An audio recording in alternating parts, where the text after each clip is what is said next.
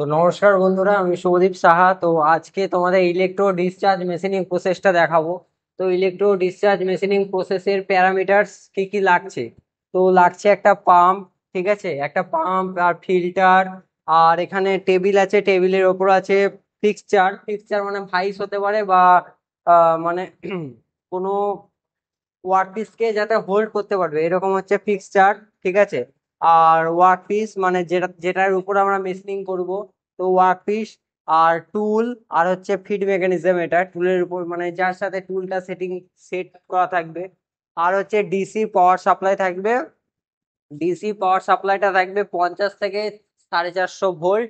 আর হচ্ছে 0.01 থেকে 0.5 অ্যাম্পিয়ার, ঠিক আছে।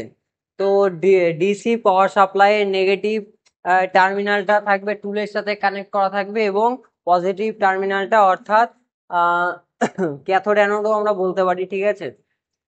পজিটিভটাকে অ্যানোড বলবো আর নেগেটিভটাকে ক্যাথোড বলবো। তো এখানে পজিটিভটা থাকবে ফিক্সারের সাথে, ঠিক আছে। ফিক্সার আর ওয়ার্কপিস মানে ফিক্সারটা ওয়ার্কপিসকে হোল্ড করছে, সেহেতু ওইটার সাথে কানেকশন থেকেই যাচ্ছে। আর ডাই ইলেকট্রিক ফ্লুইড থাকবে। ডাই ইলেকট্রিক ফ্লুইডের কাজ কি, যাতে তড়িতে সুপরিবাহী হতে হবে, ঠিক আছে। সেই তড়ি মানে শুধুমাত্র জল দিয়ে দিলে তো হবে না, জলের সাথে যদি ব্রাইন সলিউশন তৈরি করি আমি, ঠিক আছে, NaCl ধরো, NaCl এটা হচ্ছে যদি ওয়াটারের সাথে যদি NaCl যদি যোগ করা হয়, তাহলে সেখানে NaCl মানে সেখানে একটা ব্রাইন সলিউশন তৈরি হবে, সেটাকে বলছে die electric fluid. Die electric ফ্লুইডের কাজটা তাহলে আমরা জানলাম। তাহলে ওয়ার্কিং প্রিন্সিপালটা এবার আমরা জানবো। তো প্রথমে প্রথমে হচ্ছে এই ডাই ইলেকট্রিক ফ্লুইডটা এখানে থাকবে ট্যাঙ্কের মধ্যে। এটা হলো একটা ট্যাঙ্ক। ট্যাঙ্কের মধ্যে সমস্ত কিছু ডুবে থাকবে, ঠিক আছে। এই টুলটা ডুবে থাকবে না, টুলটা যেহেতু ফিড দিচ্ছে এখানে, হ্যাঁ, সেহেতু টুলটা ডুবে আছে অর্ধেকটা। আর যা হবে এখানে মানে স্পার্ক জেনারেট হবে, ঠিক আছে। এটা কিন্তু এই ডাইইলেকট্রিক ফ্লুইডের মধ্যেই হবে। আমরা দেখেছিলাম যে ইলেকট্রোকেমিক্যাল মেশিনিং প্রসেসে সেটা টুলের মধ্যে দিয়ে একটা নল মানে একটা হোল আছে, ওই হোলের মধ্যে দিয়ে ডাইইলেকট্রিক ফ্লুইড তো ছিল না, ইলেকট্রোলাইট ছিল তখন, ঠিক আছে। ইলেকট্রোলাইটটা এই টুলের মধ্যে দিয়ে একটা ফুটো চলে গেছিল, সে ফুটো দিয়ে পড়ছিল এবং সেখানে একটা কেমিক্যাল রিয়াকশন তৈরি হচ্ছিল, ঠিক আছে, যার ফলে মেটালটা কেটে যাচ্ছিল। কেমিক্যাল রিয়াকশনের ফলে মেটাল মেল্ট হয়ে যাচ্ছিল, গলে যাচ্ছিল, তার ফলে মেটাল কাটিং হচ্ছিল। তো এইটা হচ্ছে একটা important process, electro discharge machining process. তো এখানে কি হচ্ছে, ইলেকট্রোলাইট থাকছে, ইলেকট্রোলাইট গুলো পাম্পের সাহায্যে উপরে উঠছে ফিল্টার, এটা ঠিক আছে। ফিল্টারে কি করছে, ইলেকট্রোলাইটের মধ্যে যদি কোনো কারণে আহ মানে বজ্রপদার্থ থেকে থাকে, বজ্রপদার্থ মানে কি ধরনের, এই যে টুলটা এখানে ওয়ার্ক পিসের মধ্যে যে ফিড দিচ্ছে, এর ফলে তো এখানে স্পার্ক জেনারেট হচ্ছে, এখানে কাটিং হচ্ছে। কাটিং হওয়ার পর মেল হয়ে যাচ্ছে, তার মধ্যে যে ওয়ার্ক পিসের মধ্যে যে ক্ষুদ্র ক্ষুদ্র যে চিপস, সেই চিপসটা পাম্পের সাহায্যে উঠে গিয়ে ফিল্টারের মধ্যে আটকে যাচ্ছে, দিয়ে শুধুমাত্র ডাইইলেকট্রিক ফ্লুইড আবার এখানে চলে আসছে, ঠিক আছে। ডাইইলেকট্রিক ফ্লুইডটা আবার এখানে চলে আসছে। তাহলে পাম্প আর ফিল্টারের কাজ আমরা জানলাম।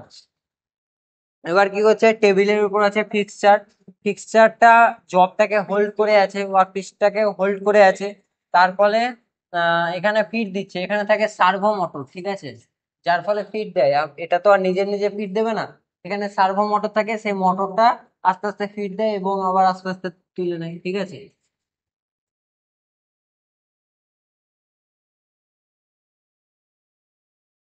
সার্ভো মোটর থাকে, ঠিক আছে, সার্ভো মোটর, সরি। তো সার্ভো মোটরটা এখানে ফিড দিচ্ছে, ফিডের এখানে টুলটা লাগানো আছে। টুলটা লাগানোর ফলে টুলটা আস্তে আস্তে যখন ফিড দিচ্ছে, এই যে এই জায়গাটায় তোমরা দেখতে পাচ্ছ এখানে একটা স্পার্ক জেনারেট হচ্ছে, ঠিক আছে। এখানটা একটা স্পার্ক জেনারেট হচ্ছে, এই যে এই পোর্শনটা। এর মধ্যে একটা গ্যাপ থাকে, গ্যাপটা হচ্ছে তোমার 0.002 থেকে 0.2 এরকম টাইপের একটা গ্যাপ থাকে, ঠিক আছে। এই গ্যাপ না থাকলে তো স্পার্ক হবে না। যদি এই টুলটা আর ওয়ার্ক পিসটা যদি একদম সেটে থাকে, তাহলে তো কোনো রকম স্পার্ক জেনারেট হবে না। আমরা ওয়েল্ডিং এর সময় কি করি, আমরা যখন আর্ক ওয়েল্ডিং করি, তখন সেখানে তো একটা গ্যাপ, একটা মিনিমাম একটা গ্যাপের দরকার হয়, ঠিক আছে। তো 2 mm সামথিং, 2 mm, 3 mm একটা গ্যাপের দরকার পড়ে। তো সেই গ্যাপটা দেওয়ার কারণ হলো, যখন এই যে নেগেটিভ টার্মিনাল এবং পজিটিভ টার্মিনাল এবং নেগেটিভ টার্মিনাল যখন একত্রিত মানে কাছাকাছি যখন আসছে, তখন তো একটা স্পার্ক জেনারেট হবে, আর তার আদারওয়াইজ তো স্পার্ক হতে পারবে না। আর এখানে যদি নেগেটিভ দেওয়া হতো, এখানে যদি পজিটিভ দেওয়া হতো, তাহলে কি হতো, তাহলে টুলটা কিন্তু প্রচুর পরিমাণে ক্ষয়িত। কারণ নেগেটিভ মানে হচ্ছে ইলেকট্রন, আমরা জানি ইলেকট্রনটা এদিকে চলে যেত, ঠিক আছে। এর ফলে টুলটা বেশি পরিমাণে ক্ষয়ে যেত, আর পজিটিভটা মানে ওয়ার্কপিসটা ক্ষয়িত না। তো সেক্ষেত্রে আমরা দেখলাম এটার ওয়ার্কিং প্রিন্সিপাল। এবার এটার অ্যাডভান্টেজ কি? অ্যাডভান্টেজ হচ্ছে আমরা যে কোনো ধরনের মেটালকে এখানে কাটিং করতে পারবো, ঠিক আছে। যে সেটা হার্ড মেটাল হতে পারে, সেটা সফট মেটাল হতে পারে। অ্যালুমিনিয়াম, কপার, এগুলো হচ্ছে সফট মেটাল। আর হচ্ছে mild steel, high carbon steel, তারপরে হচ্ছে কাস্ট আয়রন, এগুলো হচ্ছে প্রচন্ড হার্ডি মেটাল, ঠিক আছে। তো সেগুলো এখানে কাটা সম্ভব। সফট কি হার্ড এটা দেখবে না। আহ আমরা তো মেশিনিং করছি না, মানে লেদে তো কাজ করছি না। লেদে যখন কাজ করব, তখন সেখানে টুল এবং ওয়ার্কপিসের কন্ট্যাক্টে হবে, ঠিক আছে। মানে আর এখানে তো কোনো কন্ট্যাকচুয়াল কিছু হচ্ছে না। স্পার্ক জেনারেট হচ্ছে, ইলেকট্রোডটা প্রচন্ড পরিমাণে ছুটে আসছে এবং ওয়ার্কপিসে আঘাত করছে, তার ফলে কাটিং হয়ে যাচ্ছে। তাহলে সেক্ষেত্রে আমরা সব ধরনের মেটাল এখানে কাটতে পারবো। 2 নম্বর হচ্ছে এরোস্পেস। এরোস্পার্টস মানে এরোস্পেস পার্টস মানে হেলিকপ্টার, বিমানের পার্টস গুলো এখানে আমরা খুব তৈরি করতে পারবো। আর এটা হচ্ছে হাই প্রিসিশন এবং হাই অ্যাকুরেসি এবং প্রিসিশনটা প্রচন্ড ভালো হবে, ঠিক আছে, অন্যান্য মেশিনিং এ। কারণ অন্যান্য মেশিনিং এ কি হচ্ছে, টুল এবং ওয়ার্কপিসের কন্ট্যাক্টে আসছে, তার ফলে একটা রাফনেস একটা ক্রিয়েট হচ্ছে, ঠিক আছে। আর এখানে কোনো রকম রাফনেস থাকবে না, এখানে একদম স্মুথ একদম। কারণ এখানে তো কোনো রকম কাটিং বা কিছু হচ্ছে না, জাস্ট একদম ফিড দিচ্ছে, এর ফলে ইলেকট্রন গুলো ছুটে আসছে, তার ফলে স্পার্ক জেনারেট হচ্ছে, মেল্ট হচ্ছে এবং এভাপোরেট হয়ে উড়ে যাচ্ছে মেটাল, ঠিক আছে।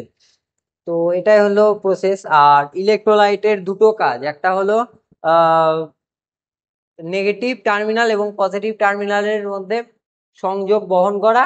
আর 2 নম্বর হচ্ছে এখানে যখন প্রচন্ড পরিমাণে স্পার্ক জেনারেট হচ্ছে না, তখন প্রচুর পরিমাণে একটা একটা টেম্পারেচার উৎপন্ন হচ্ছে। তখন সেই টেম্পারেচারটা রিমুভ করার জন্য ঠান্ডা করার জন্য এই ইলেকট্রোলাইটটা কাজ করছে। দুটো কাজ তাহলে আমরা জানলাম, ঠিক আছে।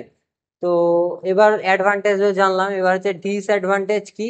এটার একটা বড় ডিসঅ্যাডভান্টেজ হচ্ছে এখানে ওয়ার্কপিসটা মেটালের হতে হবে, মানে মেটাল, হ্যাঁ, তড়িতে যাতে সুপরিবাহী হয়, ঠিক আছে। কন্ডাক্টিভিটি মানে ইলেকট্রিক এবং থার্মালের যেন কন্ডাক্টিভিটি হতে হয়, ঠিক আছে। তবে এখানে এই মেশিনিং করা সম্ভব। যদি এখানে এই ওয়ার্ক পিসের জায়গায় যদি একটা কাঠ দিয়ে দেওয়া হয়, এই যে যেমন ধরো এই কাঠ, তাহলে তো আর মেশিনিং করতে পারবে না। তখন মানে ইলেকট্রোড, তখন এখানে যেহেতু নেগেটিভ টার্মিনাল আছে, সরি এখানে পজিটিভ টার্মিনাল, এখানে নেগেটিভ টার্মিনাল, তার ফলে এখানে একটা সার্কিট তৈরি হবেই না। সার্কিট কিভাবে তৈরি হবে? কাঠের মধ্যে দিয়ে কোনোদিন কারেন্ট পাস হয়? সেখানে যদি আমি এখানে একটা মাইল্ড স্টিল দিই, তাহলে সেক্ষেত্রে তড়িতের সুপরিবাহী হবে এবং পজিটিভ পজিটিভ আয়ন গুলো ইলেকট্রন নেগেটিভ আয়নের দিকে ছুটে যেতে পারবে, বা নেগেটিভ আয়ন গুলো পজিটিভ আয়নের দিকে ছুটে আসতে পারবে, তবেই সেক্ষেত্রে আমাদের একটা সার্কিট কমপ্লিট হবে। তো আমরা জানলাম। আর আর ডিসঅ্যাডভান্টেজ হচ্ছে এটা প্রচুর পরিমাণে কস্টলি, ঠিক আছে। লেদ মেশিন যেমন দাম, ওর থেকে এই মেশিন প্রচন্ড দাম বেশি, ঠিক আছে। আর স্কিল্ড লেবারের প্রয়োজন, ঠিক আছে। এমনি যে কোনো মানুষজন এখানে কাজ করতে পারবেন না, ঠিক আছে, তার জন্য দক্ষতা লাগবে। আর আর রিপেয়ার কস্ট প্রচন্ড হাই, ঠিক আছে, এইগুলো। তো আমরা জানলাম অ্যাডভান্টেজ ডিসঅ্যাডভান্টেজ আর অ্যাপ্লিকেশন কোথায় কোথায় ব্যবহার করা হয়। তো এরোস্পেস, তারপরে হচ্ছে তোমার এরোস্পেসের কাজে ব্যবহার করা হয়। আর যে সমস্ত পার্টস একদম স্মুথ, একদম হাই সারফেস এবং হাই প্রিসিশন দরকার, সেক্ষেত্রে ইলেকট্রো ডিসচার্জ মেশিনিং এর মাধ্যমে করা হয়। তো আজকে আমরা জানলাম ইডিএম মেশিনটা। তো আজকে আমরা জানলাম ইডিএম মেশিনটা। তো এরপরের দিন ইলেকট্রো বিম মেশিনিং দেখবো, তারপরে লেজার বিম মেশিনিং দেখবো। ঠিক আছে, তো একে একে আমরা এগোবো। আর এই অ্যাডভান্স ম্যানুফ্যাকচারিং তো চলছে, এরপর ম্যানুফ্যাকচারিংটাও স্টার্ট করব। আর মেটেরিয়াল সায়েন্সটাও স্টার্ট করে দেবো। ঠিক আছে, তোমাদের অসুবিধা নাই। তো আমার চ্যানেলটা একটু ফলো করে দিও আর শেয়ার শেয়ার করে দিও বন্ধুদের সাথে। ঠিক আছে, লাইক কমেন্ট করো অবশ্যই। ঠিক আছে।